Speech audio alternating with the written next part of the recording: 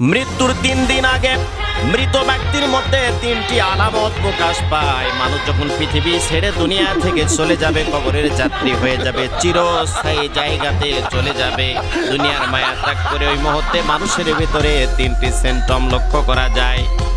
1 নম্বরে হলো খাবার দাবার বন্ধ হয়ে যায়, পরিবর্তন হয়ে যায়।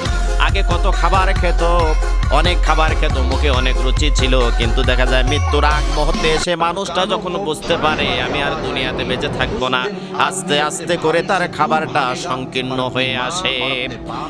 2 নম্বরে মানুষের কথার ভিতরে ভিন্নতা দেখা যায়।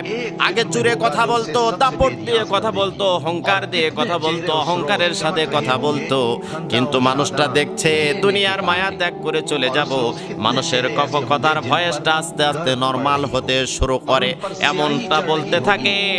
যদি মা মারা যায় তাহলে বলে বাবা